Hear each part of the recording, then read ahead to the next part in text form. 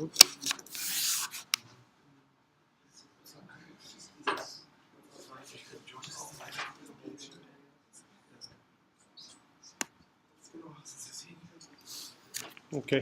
I don't know if the recording will work. We'll give it a try.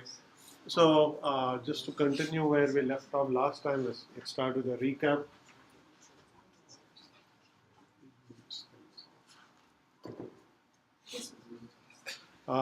We were talking about page replacement algorithms.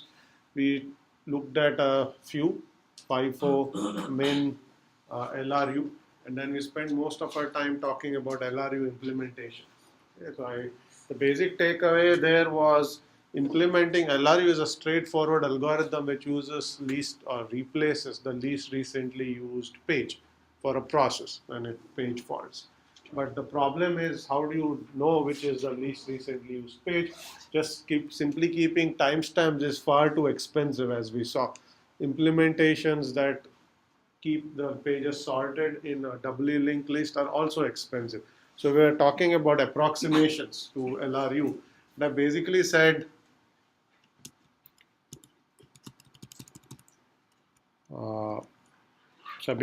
you can keep a fewer bits and try to keep those bits in something like the TLB to make the accesses faster. So that's where we left off last time.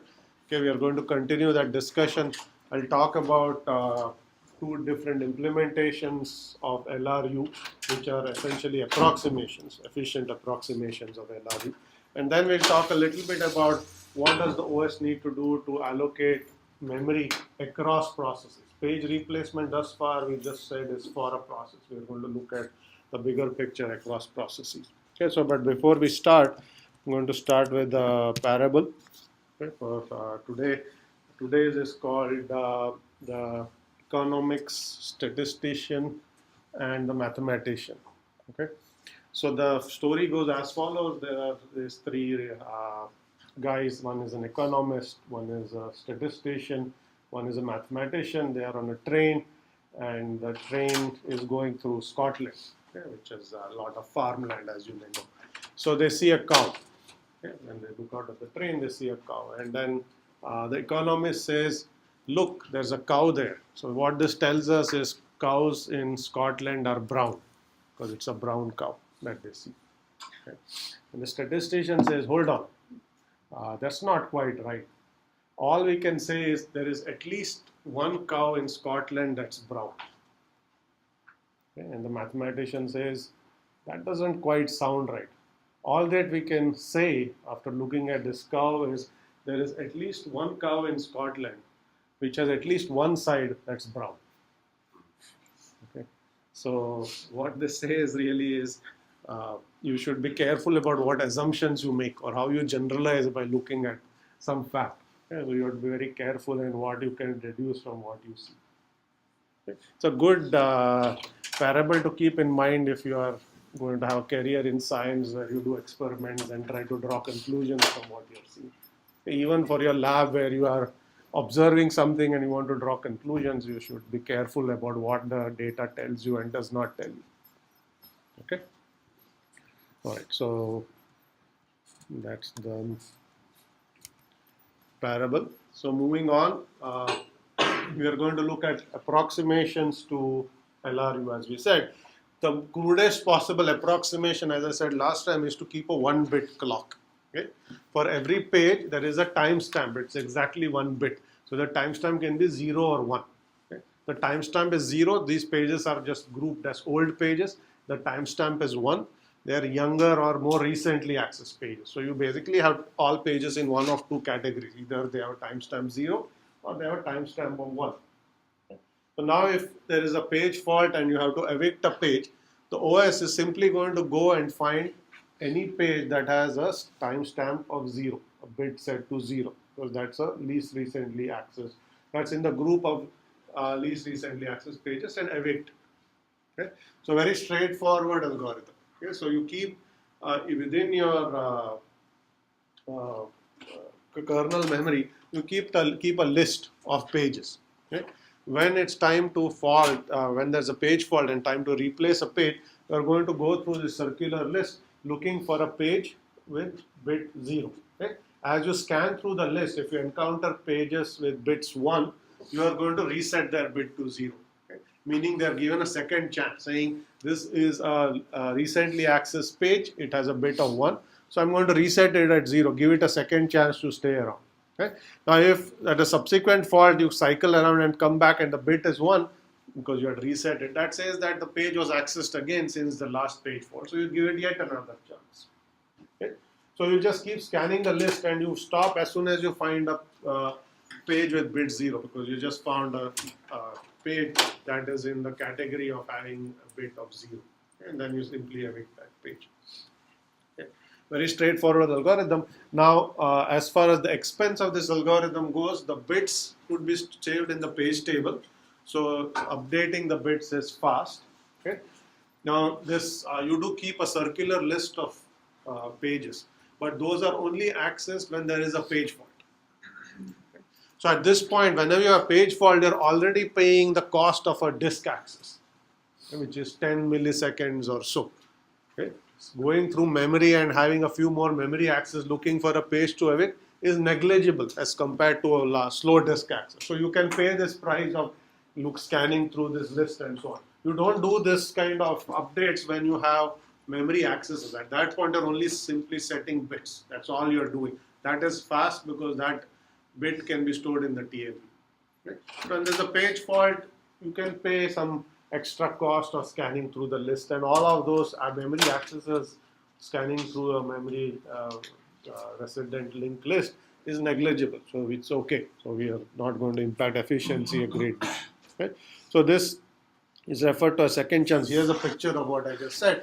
So let's assume those boxes are pages, or actually page entries in the page table or a linked list that you kept for LRU. Okay. And there is a arrow there which says that's where you're going to start scanning. Let's say you just scan it clockwise. Okay. And you see that the reference bit, which is the timestamp, is called the reference bit, to indicate whether the page was referenced or accessed, is either 1 or 0 depending on the page. So you start scanning, and what will happen is if there is a page fault, you scan the first page there that has a bit of 1, you will reset it to 0, you give it a second chance, move on to the next one, it also has a bit of 1, you give it a second chance, move to the third page, that is a bit 0, you say I found a page, that's the one that's going to be evicted. That's it. A very straightforward algorithm. Okay. So if you will cycle back, so next time there's a page fault, you will continue scanning from that point on. Eventually you will cycle back. Okay. And at that point, if the bits that were reset are again 1 because those pages were accessed, they will be given yet another chance. So any recently accessed pages are not being evicted, as you can see. Okay. Pages have not been accessed for a while since the previous page fault, and when their bits are reset to 0, then they will get evicted at some point. Okay. Fairly straightforward algorithm. Now, the only case to consider that is somewhat interesting is what happens if all the bits are 1. Okay, so yes. Cycle around, set them all to 0, and then on your next cycle, one of them is going to be 0. Where the first one's going to be 0, so you can evict that. Yes. So if all the bits are 1, you will go through the entire list. You'll cycle through the list, resetting all the bits. You'll come back, and the first where you started, that bit will still be 0 because this is a page fault. The process is not executing at this point. Okay, so if you reset the bit to 0, you cycle around, the bit will still go to be 0. So you'll evict that page. Okay, because you say all the pages seem to be recently accessed, so you still have to evict. There's nothing you can do. So you evict one of those pages. Okay, so in the second cycle, you are guaranteed to find a page to evict. In the first cycle through the linked list, or scan of the linked list, you may not. But in the second time around, you will. Okay. So basically, there are 2 categories here. You could extend this and have more than 2. Okay. You could have a 2-bit timestamp rather than 1. Then you'll have 4 categories. Okay. So it's going from the most recent to the least recent. Yes, question. The pages are also being accessed in the same order, or in the order you set in once again. Would it just be stuck in the cycle? The question is what again? The page is accessed in the order? Even though in the first cycle you set them out to 0. Yes. By the time you come back, the pages are being accessed in 0. Okay. The question is, if you cycle through and the pages were all had a bit of 1, you reset them. But the second time around, when you come back, what if the page entry has been set again? That's the question, right? So the thing to keep in mind is this: all of this is happening when there is a page fault. You're trying to find a page to evict. So remember what I said: when you have a page fault, you're going to suspend the execution of the process because it's trying to execute an instruction that's accessing a memory location that's not present in RAM. It's on disk. So you cannot execute the process anymore. You're going to suspend its execution. And then you call the OS and says, bring that page in. Yeah, the OS is going to say, what page should I evict? Okay. It's going to run this algorithm, saying, let's run second chance, which is an LRU approximation, and it'll tell us which one to throw out. Okay. So while all of this is happening, the process is not running. Okay. And these are only the pages of that process. Some other process may be running, but it has its own list that's separate from this list. Okay. So the process isn't running. So what that says is if you cycle around and come back, anything you're done in terms of resetting bits will still say reset. It won't get set again. Okay, once you resume the execution of the process and a subsequent page fault, those bits may be reset to 1 again. But while this is how algorithm is executing, the process doesn't run. Okay, because it has just faulted. Yes. If you had 2 bits and so it's like 4 different times basically, Yes. you just decrement each one on each page fault. Right. So if you have 2 bits, you have to do this slightly differently. You wouldn't do this. I will show you a 2-bit version, but in that case, the 2 bits are not all clock values. The bits mean different things. You just have 2 bits to capture the timestamp. What you will simply do is every 5 minutes, you will simply left shift a 0. Okay, so what that says is the first bit could be telling you whether the page was accessed in the last 5 or 10 minutes, and the second bit is maybe some interval before that. So you have 2 bits. If it's 0, 0, it says it was not accessed in either of those intervals. If it's 1, 0, that means, or 0, 1, it means it was accessed in the more recent one, but not in the previous one. 1, 0 means the other way around, and 1, 1 means it was accessed in both. So you wouldn't use a clock to do this. You will just keep updating the timestamp. Essentially, you let the clock tick. You will do it slightly differently. Okay. So now we will see an enhancement to this algorithm. The enhancement is called, not surprisingly, enhanced second chance. A poor choice of name, but that's what we will stick with. So the enhancement is as follows. So in replacing a page, we only considered whether the page was accessed. We didn't consider the case whether the page, when you access the page, was it a read or a write access. Okay? And whether it's a read or a write actually matters. Okay? Let me explain why. So if you are evicting a page that has been written to, let's say a page, let's say it's part of the stack or the heap, and the process has updated the page. Okay? To evict a page that has been updated, you have to first write it back to disk. Okay? You can't simply overwrite it with a new page because the contents have changed. You have to write it back, so when it's swapped in again, you bring in the most recent version. Okay? On the other hand, if the page has only been read but not been modified since it was fetched from disk, you can simply discard it. You can bring a new page and you can update it because there is already a copy of the page on disk. That's where you brought it from. Okay, if it hasn't been modified, there's no need to write it back. The copy on disk is the same as the copy in RAM. Okay, so why bother? Okay, so servicing a page fault by evicting a modified page will involve 2 disk accesses. Okay, you have to first write out the page that is being evicted and then bring in a new page. So there's a so you have to have twice the, or you have to pay rather twice the overhead. Okay? So we would like to distinguish between the two, okay, in some sense. So the way you would do this is you are going to keep a modified bit. So you're going to keep a reference bit. The reference bit simply tells was this page accessed. Doesn't matter whether it's read or written to. The modified bit also tells you was this page modified since you brought it. And we are going to treat the pages slightly differently depending on whether they are modified or not. Okay, in particular, if it was modified, we don't want to evict it immediately because it's going to slow us down even further in terms of servicing the page fault. Okay, we would rather have it be written in the background while something else is happening. Okay, so now here is what the bits will look like. Okay, so each page now has a pair of bits. A reference bit R, M stands for reference, modified bit. Okay, first bit is reference bit. Okay, that's this bit. That says does the page accessed or not. Second bit is a modified bit. Has the process changed this page? do I need to write it back to disk because the copy on disk is now older than the copy in memory. Okay? So 0, 0 is the simplest case. The page was neither accessed nor modified. Okay? So this is a good candidate to evict.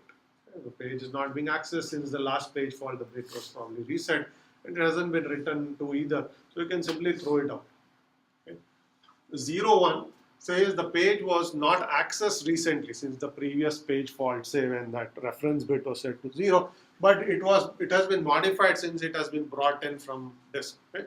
So this you don't want to, this is a plausible candidate to evict, but you don't want to evict it yet. What you would rather do is reset the modify bit and queue it up for a background write to disk, saying go write it out. I'm not going to evict this page right now, but I'm going to reset it. So the next time around, if I need this to evict this page, I'm going to evict it, because then by this time or by the next page fault or the next cycle of this algorithm, I would have probably seen the page being written. Okay?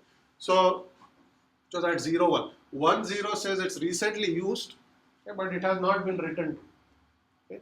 So we will basically not try to do anything to it other than reset its bit. And 1, 1 says that it was recently used and modified. In this case, again, we will try to write it out to clear the modify bit. The point is you want to try to clear the modify bit by having some background writes happening, okay, so that if you want to then subsequently evict this page, it's ready to be go out. What you don't want is to pick a page to evict, which will actually require 2 page faults right now, okay, because that will slow this process that faulted even further. So you will do the same thing. You'll cycle through the list. Now there are 2 bits. Anytime you see a modify bit, you reset it and send it off for a background disk write. Anytime you see a reference bit, you clear it.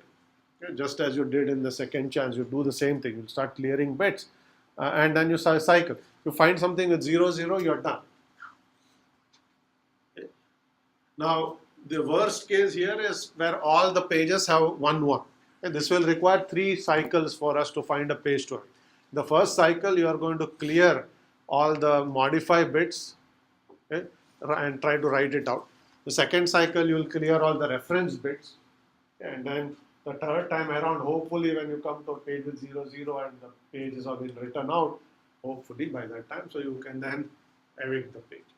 Okay, so you are guaranteed that in 3 scans of the page table, because you are simply clearing bits in each cycle, you would have reset them all to at least 1 rather to 0, 0. Okay, but it may take you up to 3. Yes. The purpose of this was so that way we didn't have to keep writing to disk whatever we're trying to take out of memory. Yes. But if we're writing it out anyways, then what's the point?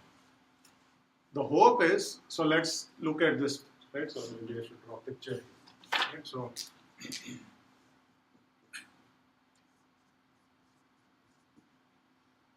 okay, let's say this is the list goes on, but let's say this is where it is. This is the reference, this is the modifier.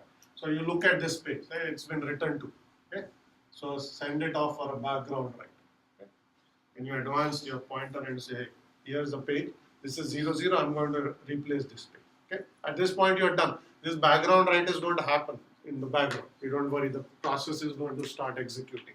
This is what we hope is the common case where some modified pages you send them off to be written to disk, and then you actually find a page you want to replace, and then you move on. Okay? Subsequently, there will be another page for you. By this time, you cycle back. Let's say you come here. This may be 0, 0 and now becomes a candidate. Okay? The worst case is when all the pages have the modified bit set. So you looked for a page with 0, 0, you couldn't find it, so you send them all to be written out. And then you still have to do something at this point. Okay? That is not going to be hopefully the normal case. But there will be pages with all 4 combinations in it. Yes. So in our old version, if we had a page that would in this version have 0, 1, and we were using our old version, then the process would have to wait for it to be written out before it can start executing again? Yes. If in that case, you would basically anything, because you cannot overwrite for correctness reason a page that has been modified. You have to wait for it to be written out. Okay? If they are all ones and they were all ones because they have all been written to, you come back, you have to wait for the write to complete. You can't simply come and overwrite it, because then you have lost some contents of the process. Okay, correctness is more important than performance. Yes, question. After you write it to the disk and you keep it on, does it reset the untitled? Yes. So you send it off for writing here, right? So question is, after you send it off for writing, how and the write complete, then it's no longer if the copy on disk and the copy on memory is the same, then you reset this bit because it's not been modified. What you have on disk is correct. Okay, modify simply says it needs to be written out before it can be thrown. If the two copies are the same because you wrote it out, then you're done. You don't need to. Then you reset it. Okay.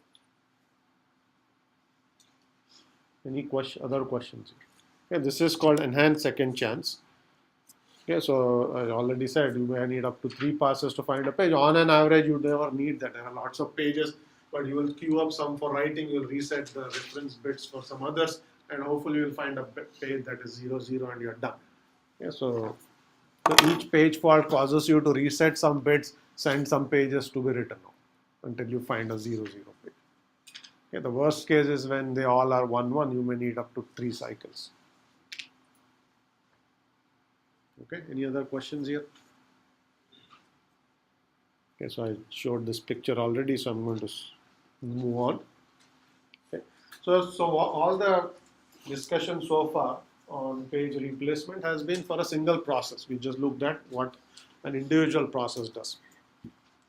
Now, as far as the OS is concerned, it has to decide how it is going to allocate memory across processes, and that's what we are going to talk about now.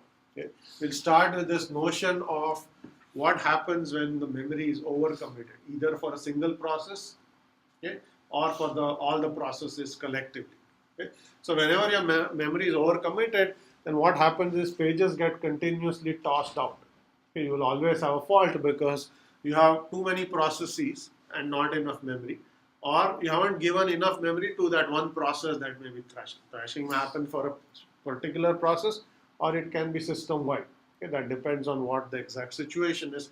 So what this curve is showing essentially is effectively as this is the degree of multiprogramming, which is, think of it as a number of processes that are active in your system. That's your degree of multiprogramming.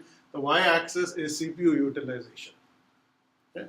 Now, as you increase the number of processes, the utilization keeps growing because you can do better overlap of computation and I/O. Okay. So you start making better and better use of your CPU, but you reach some point where you have too many processes, not enough memory to go around. Okay. At that point, our processes start faulting a lot because you don't have enough pages to allocate to that process. You cannot keep its active pages, the working set in memory. It runs for a few instruction faults. Okay. Then you send it off to be serviced. Another process, it does the same thing, and so on. So most of the processes will start faulting, and then the CPU utilization will go down because most of them are now essentially become I/O bound. By reading pages from disk, you made the process I/O bound, and there is nothing you can run on the CPU because they're continuously faulting, and then you have to wait for a discard. So you will see the scenario where the utilization will plummet, as if you hit some wall, and then the performance will tank.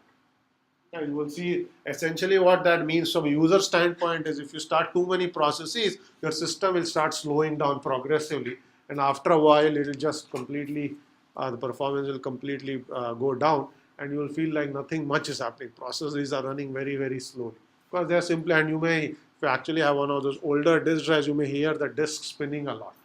Okay, that's what's happening because it's continuously reading from disk all the pages each process needs. That's a scenario you want to avoid. Okay. You don't want to overcommit memory. Okay. There are multiple ways you can do this. First is you shouldn't let too many processes start up. Okay. If you think back to CPU scheduling, okay, I said there is something called long-term scheduling and short-term scheduling. And I said long-term schedulers decide how many processes get to enter the system. So you can use long-term schedulers to keep some sort of a reasonable limit. You can't have 100,000 processes. Won't work. Okay, 100 processes probably most machines can handle. Okay, so you need to have something that says beyond a point, say you cannot actually run anymore. Right? That you will see most operating systems have some limit built in. Okay, the easiest way to check this is you write an infinite loop with a fork. Okay, if you keep forking, you do that in few seconds you will see that the system reaches its limit because you fork like tens or thousands of processes, and OS will complain saying it cannot create any more processes. And that's because this long-term scheduler is saying, no, you have too many processes, memory is getting overcommitted. Okay? That's one way to deal with it. Now, even when you may actually be under the maximum process limit, each process may be taking a lot of memory. So you may still end up thrashing. You may thrash with a single process. So if the process keeps on allocating memory, eventually you will have a scenario and it's accessing a lot of its memory as well. You'll see a scenario where it will start thrashing because or it is not well behaved. Okay. So in some sense, what we want to do is ensure that for what processes are actually running, you give them enough memory so that you are not going to see thrashing behavior. And the question is, what is enough? We will talk about that in just a moment. But before that, let's ask the question, if you have some n processes, how do you decide how much RAM to give to each? Okay, let's say you have 10 processes in your system and you have 2 GB of RAM. Okay, how do you decide what to give to each process? You may say, let's divide memory equally. Okay, 2 GB, 10 processes, give them 200 megabytes. Okay, that's one way to do it. The other way to do it, which is called proportional allocation, says give them memory in proportion to their sizes. And maybe small processes and big processes. Process sizes are not the same. Okay, some processes may have large code segments, large stack segments. Other processes may be small. Okay, so allocate memory in proportion to the size of the process. Okay, so essentially, you look at the size of the process, you look at the total size of, that's S, little s. You look at the total size of all processes, and you see what fraction is S over big S, and then you multiply that by it.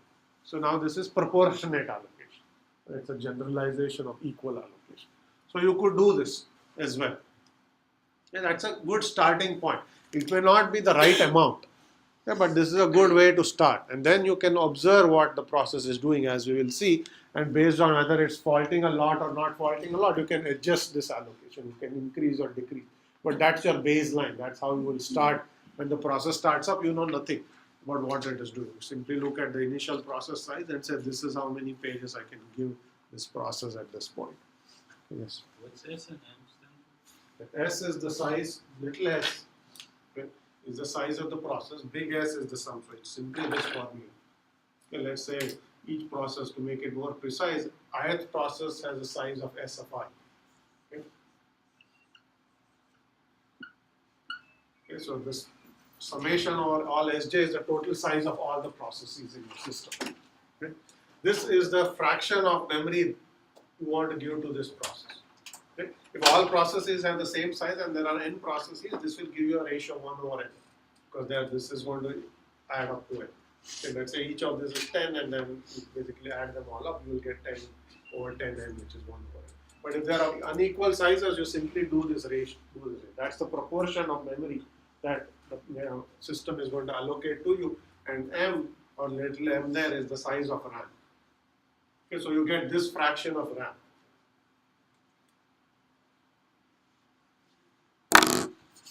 Okay, that's your baseline, and we'll see how to adjust that based on page faulting behavior and so on. Okay. Now, with that initial allocation, you can also think about what happens, how to implement LRU. Okay, there are two schemes.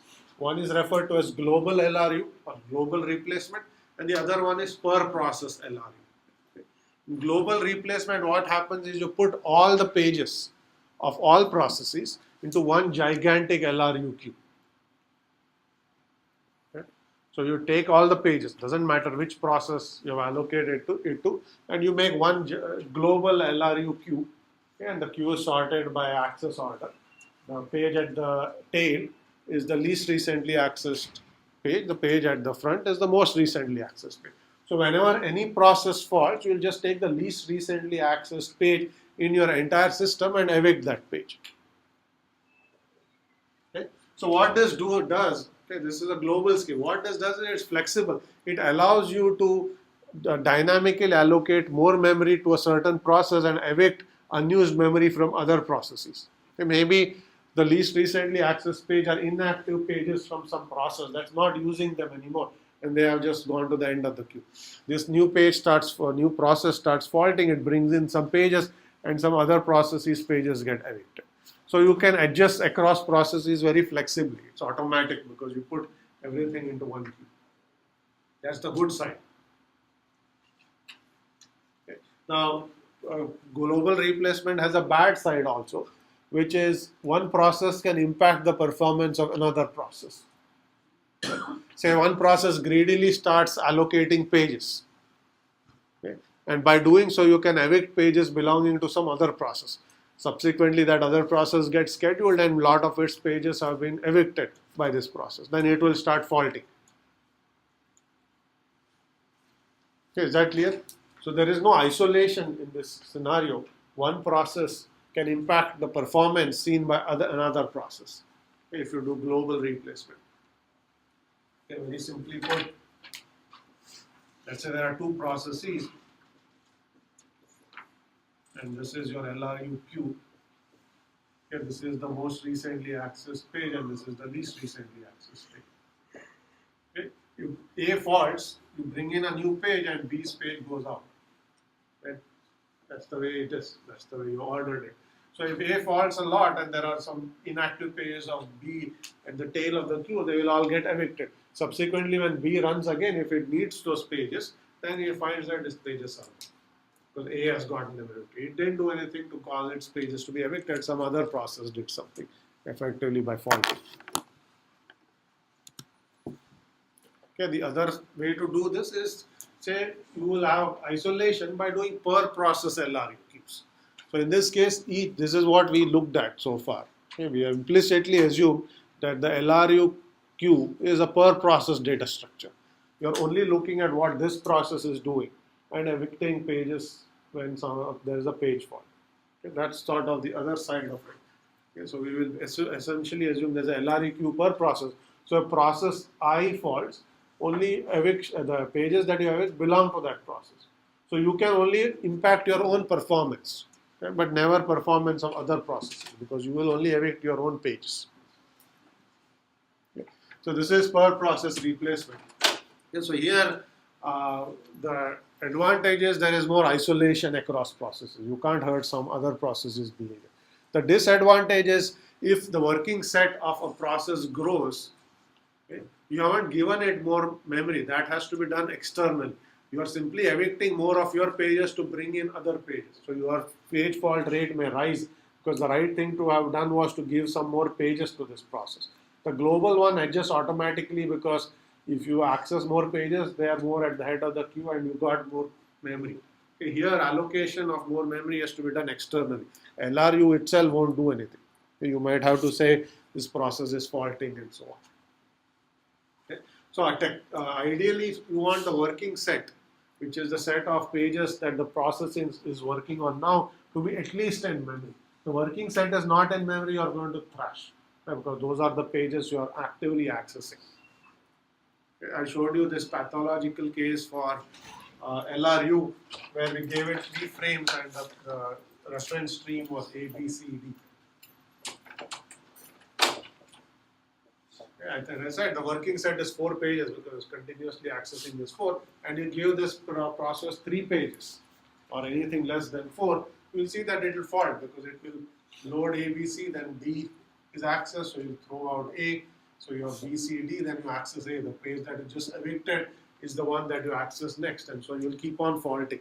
And the reason is your working set is 4, you gave it 3, and now you're faulting a lot. Question? So you have to ensure that you have enough pages to accommodate the working set, at least that many pages. More is better, but at least that many. Okay, now question is, how do you define working set? Okay, how far in the past do you look to say what are my active pages? Okay, do you look at pages accessed in the last 5 minutes and say all the pages accessed in the last 5 minutes are active? Should be 5 seconds, 500 milliseconds. What should the value be? So ideally speaking, you can do some analysis to get a rough understanding of how do you decide how much in the past to look from now to that over that window to decide what the working set should be. So let's assume page fault is a disk IO. Okay. Takes 10 milliseconds. Okay. roughly speaking, in 10 milliseconds, you can service 2 to 20 million instructions depending on your clock speeds.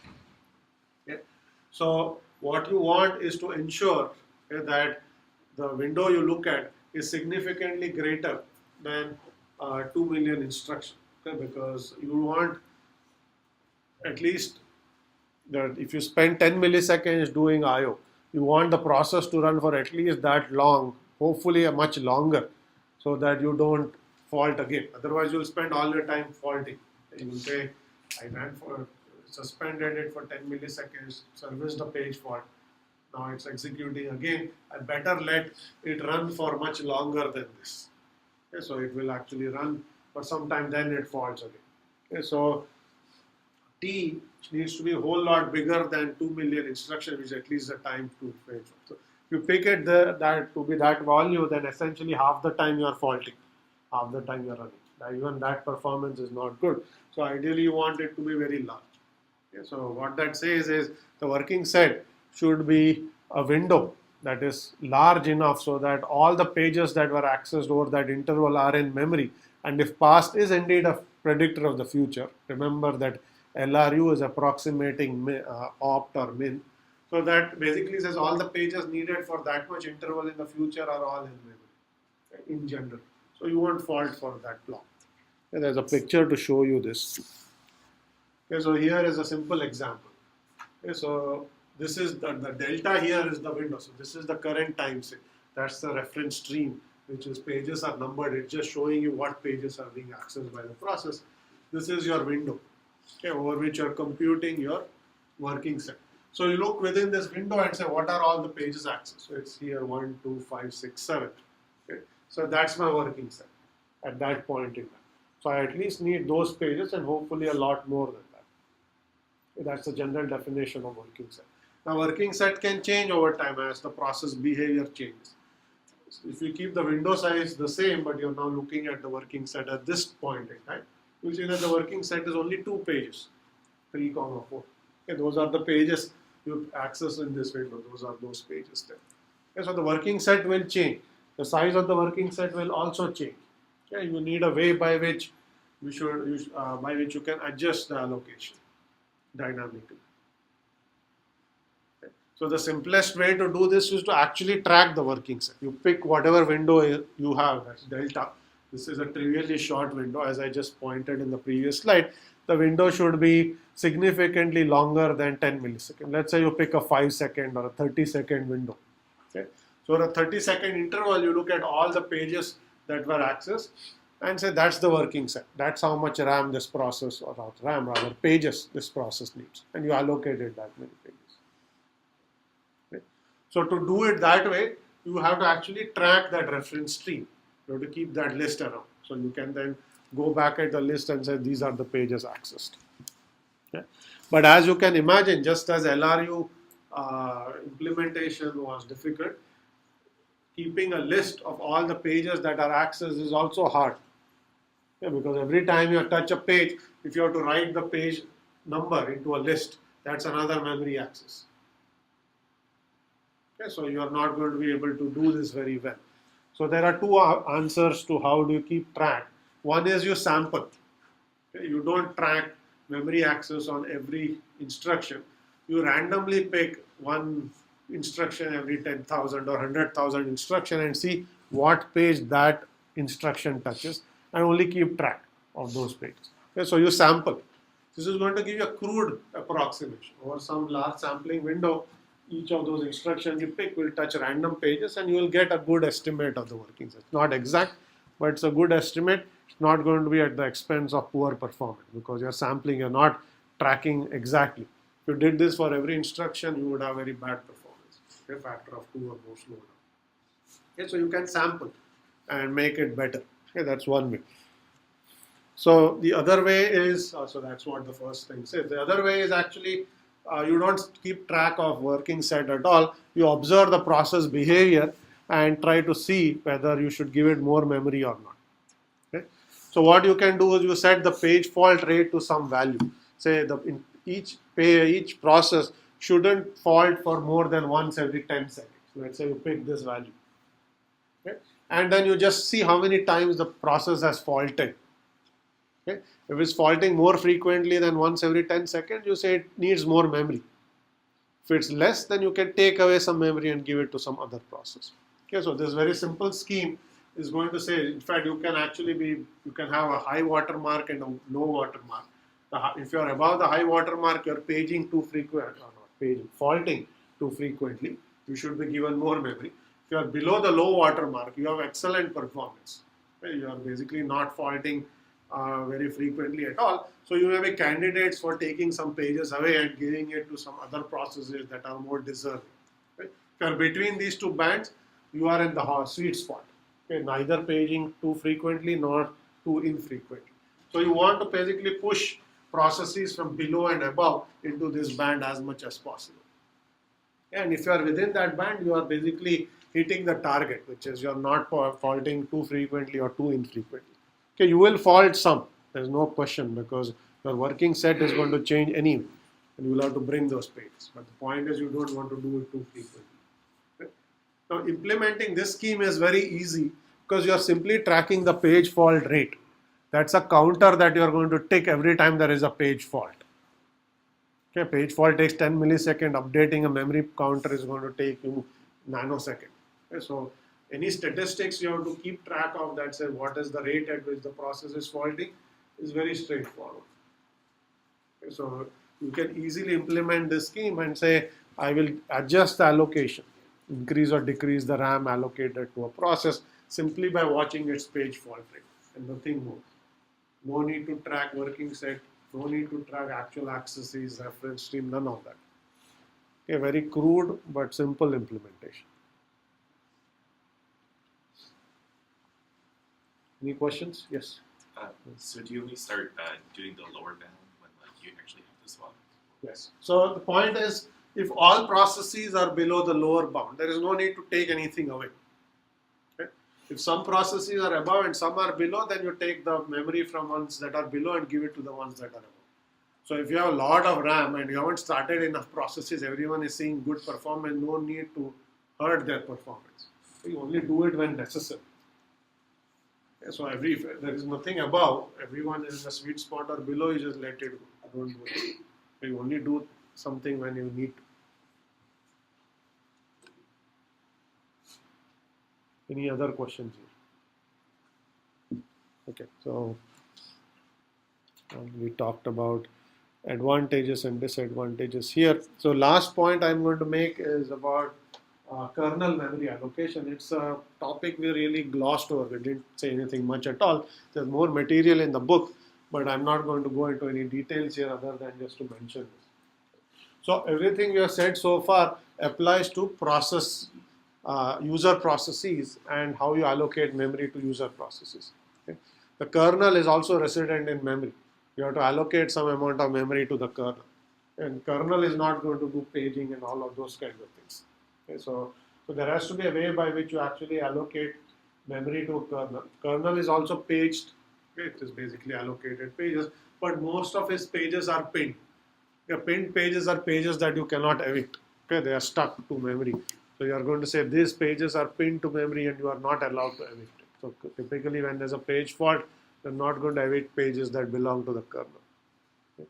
Now within the kernel there will be data structures that will dynamically grow or shrink, process control blocks and lots of other data structures. And you may have to allocate memory. Okay. Now, so these are kernel memory allocators, which allocate memory dynamically to the kernel itself. So kernel memory allocation is dealt with separately from user memory allocation, completely disjoint. The user processes are allowed to page. Typically, the kernel memory is not allowed to page unless it's some memory that you can afford to page, but you don't want to. Okay? You don't want one process to page fault. You come into the kernel and the code to run the page fault handler is still paged up. That kind of scenario you don't want to happen. Okay? So the way you allocate memory to the kernel itself is you start with some base allocation and you can grow or shrink based on data structures that are allocated. And here are two that are used. One is called a buddy allocator, the other is called a slab allocator. The only reason I mention this is the same allocators that are the same algorithms that are used by kernel memory allocators are also used by programs like malloc, not programs, but library methods like malloc. If you have written C or C++ code, if you use new or malloc, okay, you basically call a library routine that implements the same techniques. Okay? The kernel also uses the same technique. Okay, in fact, in the Linux kernel, the internal routine that does this is called kmalloc, okay, kernel malloc. It implements the same idea, but it's used different library method. Okay, the buddy allocator, what it does is it allocates memory in sizes of 2 to the power n. Okay? Because memory allocation, so if you are allocating an object, say, keep aside the fact that this is memory allocated to kernel, but allocating any object, let's say it's a process control block, it could be of arbitrary size. If you allocate memory of arbitrary size and it's contiguous, you're going to have fragmentation afterwards. Same problems we talked about actually arise when you do things like malloc. Okay? So to avoid fragmentation, you round it up. You look at what memory was requested, you round it up to the next power of 2 and you allocate that much memory. Okay? And then you can do some smart stuff so you don't have internal fragmentation and you don't waste stuff. But you always try to allocate memory in the size of sort of multiples of 2 to the power n. That is to reduce external fragmentation within the kernel address space. That is one. The other one is referred to as a slab allocator.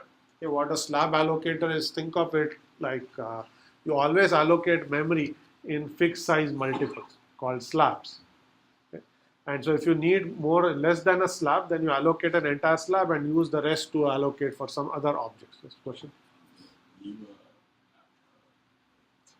more memory impressive, isn't it kind of just fragmentation, but Yes. So his question is, if you allocate more memory than you asked for, isn't that fragmentation anyway? And you just shifted the problem from external to internal fragmentation. That's what we said. So that's true to an extent. Okay, so let's say you ask for 513 bytes. Okay, 512 bytes is a multiple of 2, 513 is just a little more.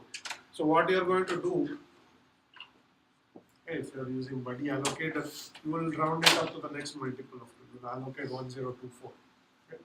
And then this first 513 is actually in use. Okay?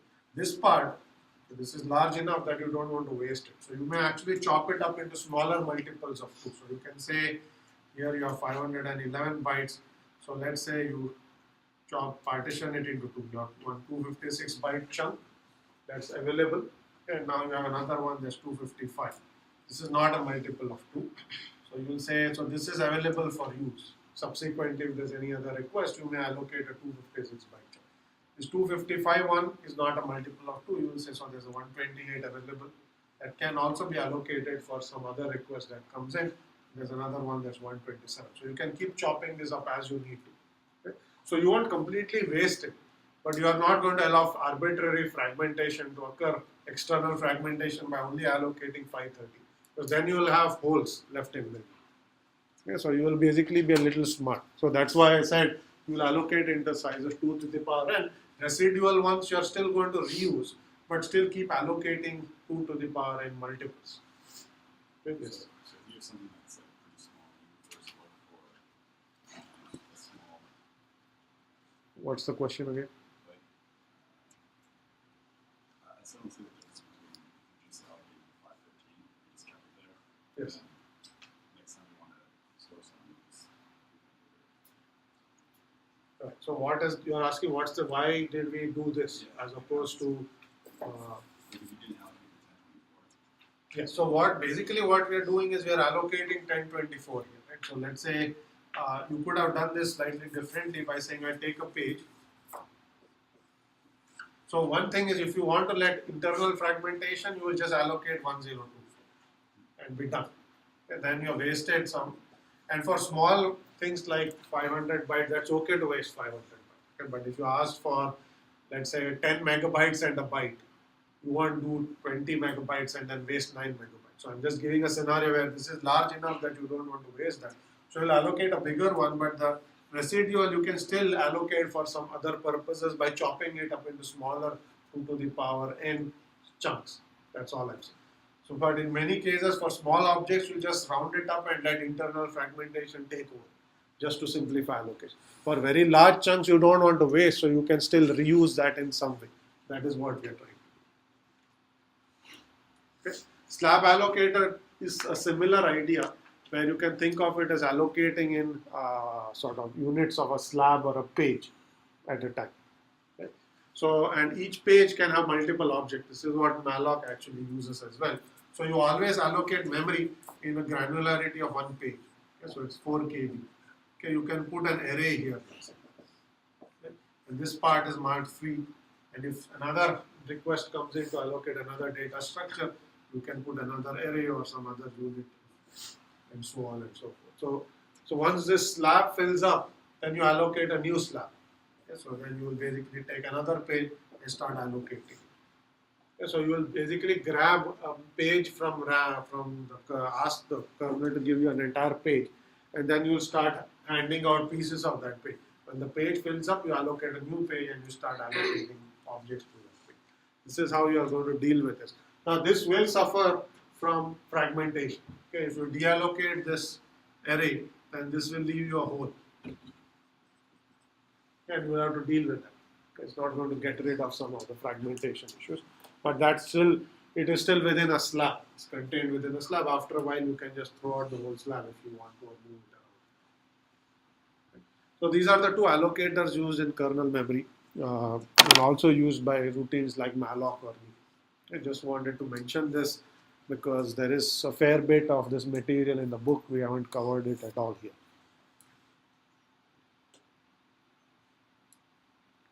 Okay, so last point here before we end the discussion on memory management is page sizes. Yeah, I had already mentioned earlier that page sizes are some exponent of 2. Okay, because we wanted to make the page addressing easier and so on. Okay, but then you can ask what value should it actually be? Should it be 128 bytes, 512, 1 kilobyte, 4 kilobytes? Okay, so what the answer is it depends on what you're trying to do. Okay, because you basically want to have a balance between internal fragmentation and how much page tables, what memory you allocate to page tables and so on. If you make pages smaller, the page tables grow. If you have small pages and you take a 10 megabyte process, you will have more pages. It's still 10 megabytes, but there are more smaller pages that you have to allocate. So you have larger page table, larger data structures. Okay? Smaller pages mean less internal fragmentation. The last page is always going to see some mix. Okay, that you have reduced. Okay, so that's basically the advantage of smaller pages. So you have more multi-programming possible. Okay, large pages say that your page tables are smaller. The same 10 megabyte process will have fewer pages if you have an 8 KB page or a 1 KB page. 8 times as fewer pages. The same amount of memory, but now you have fewer pages you're handling.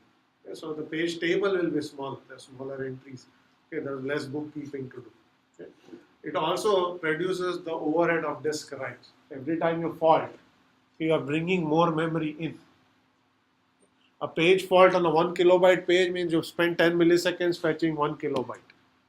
A page fault on an 8 kilobyte page essentially for similar amount of time, around 10 milliseconds, to bring in 8 kilobytes.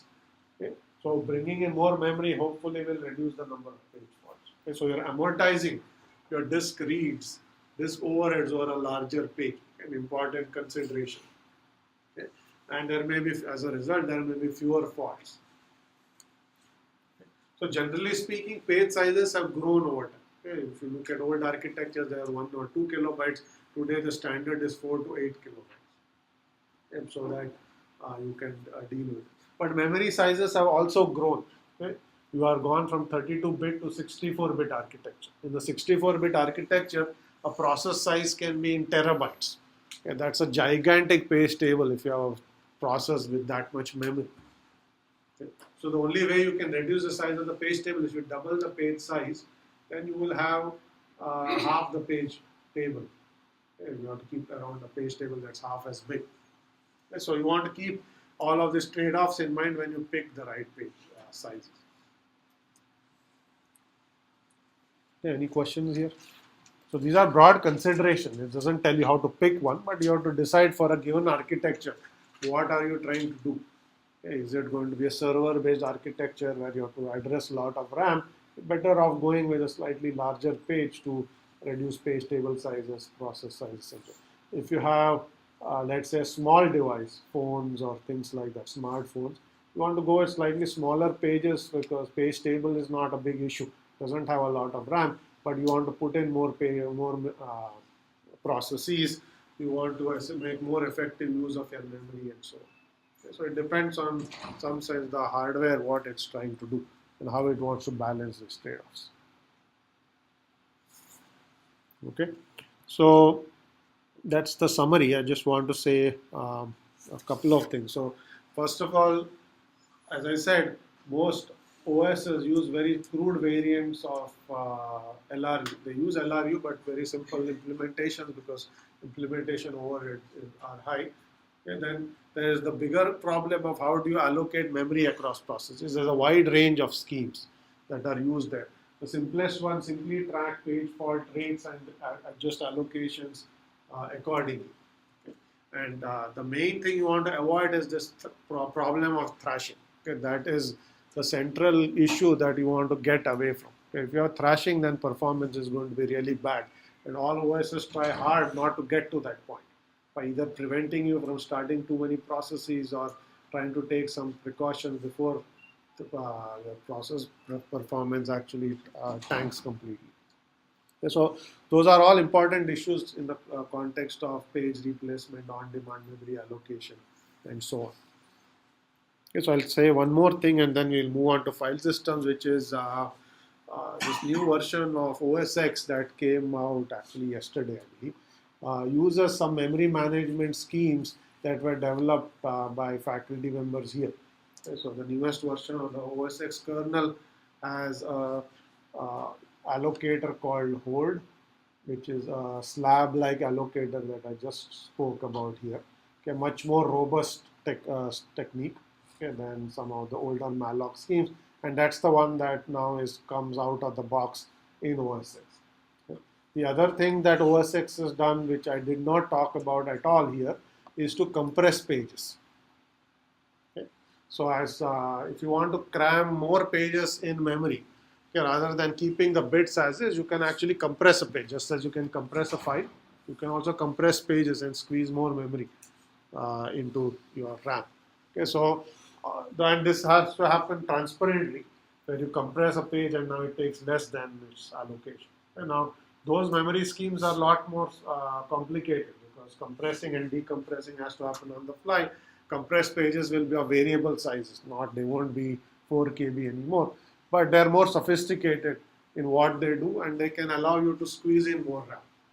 That's another technique that was actually developed here that has also been adopted by OS X.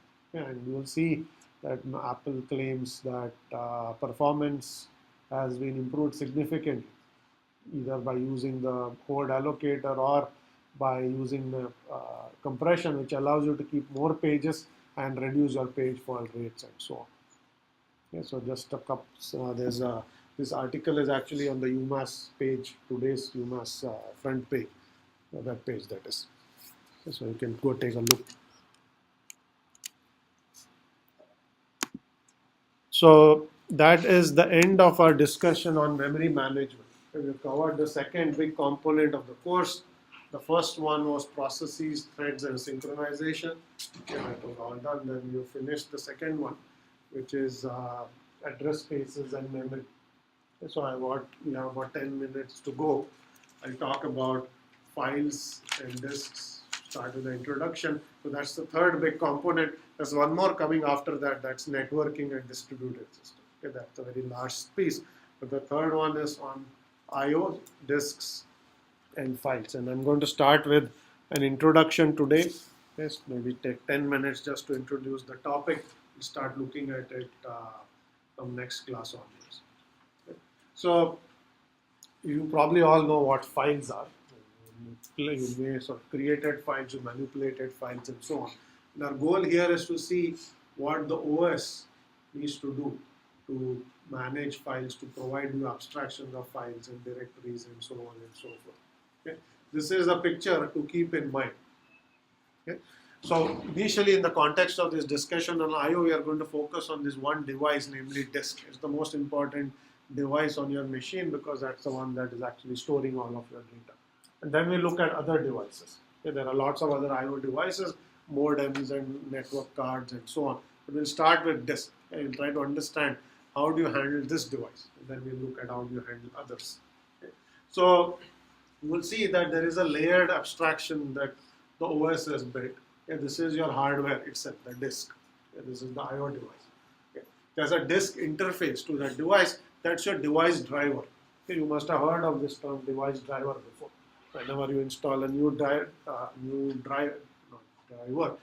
device, okay, printers being the most common example, you need a driver. Okay, driver is the piece of code that's in the kernel that knows how to talk to that device. Okay, that's the lowest most layer in your OS, which essentially is the layer that talks to the hardware. Okay? So there is a device interface that is being provided by the OS, and you use the device driver to talk to the device interface. Everything else talks to the hardware through the device driver. Okay? The device driver is going to present some abstraction. And so essentially, there's the device-specific abstraction here, which is the disk has sectors and tracks, and I'm going to show some examples next time. Okay, and it has some methods, like it allows you to seek, it allows you to do reads and writes. The most common I/O operations, read and write. Okay, so you have to have a device-specific version of a read and write, which is read block and write block. Okay. Above the device abstraction, you have a device-independent abstraction. Okay. There will be lots of devices. You may plug in a USB device of some sort. You may plug in a disk. You may plug in a printer. They're all devices. They're all different. Okay. So at the device driver level, you handle these differences. At some device independent level, you want to abstract those differences away and provide a common abstraction, okay, that are applicable to all devices. And those are these methods. You don't need to know what those are now, but you basically can open a device for I, can close a device for I, just as you do for file. You can read and write and so on. Okay. This is at a device level. Now, above this, you will have a programmer interface, which is where user applications are actually going to talk to the device. Okay. Now, as far as the disk is concerned, this is true for most devices, but as far as the disk is concerned, there's another layer between here and the application, which is the file system. Okay, so you use a disk to construct a file system on top. Okay, the file system basically manages the disk device by providing the abstraction of files. The users are actually going to only interact with the device using files. Underneath, okay, the file system will convert that into device where the device driver will read and write blocks. Okay? So there's a lot of translation that's going on inside the kernel.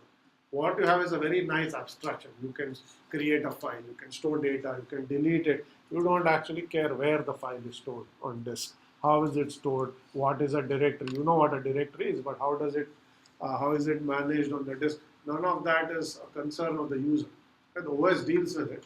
In particular, the file system deals with it. So it takes calls to read and write to file, converts them into reads and writes to blocks, and then hands them to the device driver. The device driver takes those requests and actually talks to the hardware and either does those, performs those reads or writes. Okay. So that's the picture to keep in mind as far as I/O devices are concerned. This picture is true for any I/O device, although I have sort of explained this in the context of a disk. The same kind of scenario will be true. You plug in a printer, same thing. Plug in any other I/O device, basically the same concepts will apply. So what we will do is start with disks, understand, because disks also have this abstraction of a file system, which is important to understand. So we look at the file system, we look at the disk. We'll try to understand how they all work together. Then we will make it the discussion more general. Say, how do you take these ideas applied to any I/O device? Doesn't matter which one, okay? Because all operating system kernels have a common way to deal with devices, okay? Through this abstraction of a device driver. We'll try to understand that a little more. What is involved in writing a typical device driver? Okay? I will not make you go through the low-level details, but at least conceptually, we'll try to understand that. Okay, so That's the very quick 5-minute introduction to I/O devices and disks in particular. We want to present some definitions and requirements today. Then we'll defer the real discussion to next time. Okay, so here is what you expect from basically your disk and data that you put on a disk. And the first and most important requirement you impose is that disk data is persistent. Unlike data in memory, okay, you reboot a machine, anything in memory is gone. Okay, but you reboot a machine, you still expect the disk data on disk to stay there. And that's essentially what's called persistent. It persists, doesn't go away, not volatile. Okay? Then you expect some reasonable speed. Okay? When you try to access a file, you expect that you can access it at a reasonable speed, shouldn't be very slow. Okay? The other thing is you assume that you can store lots of data on your disk. Right? Disks are becoming bigger. You can buy disks that are 1 terabytes inside. You can store lots of files. Okay? Whether it's a movie file or a Word document or source code is independent, but you can store lots of it. Okay? You are also allowed to do sharing and protection. Okay? If this machine is accessed by multiple users, okay, you can share these files across users. Typically, if you are used to working on a laptop, that's your personal machine. You don't expect 3 other people to be logged in. But if your servers or any Unix-like workstation where you can SSH or remote login, you can actually share files across users. Okay? There are ways by which files can be shared. There are ways by which files shouldn't be shared. Okay? You protect those files so nobody else accesses it. Here, mailbox is a good example. Inbox. Okay? Typically, inboxes are not shared. It contains your email.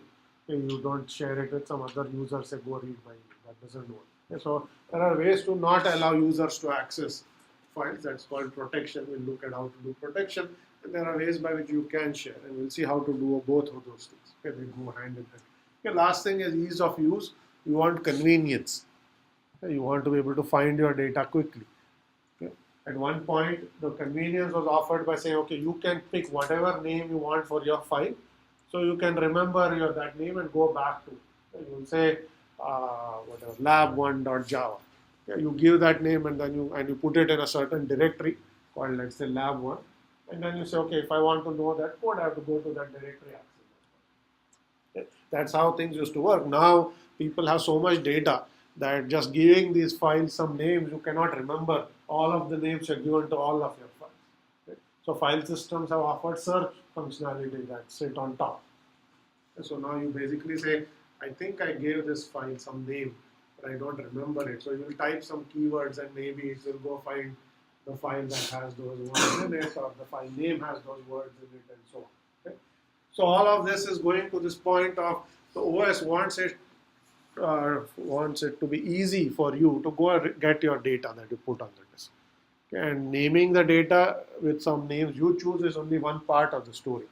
Okay? You want to be able to search through it and find the right data at the right whenever you need it. Okay? So all of those abstractions are provided to you by the OS or the file system.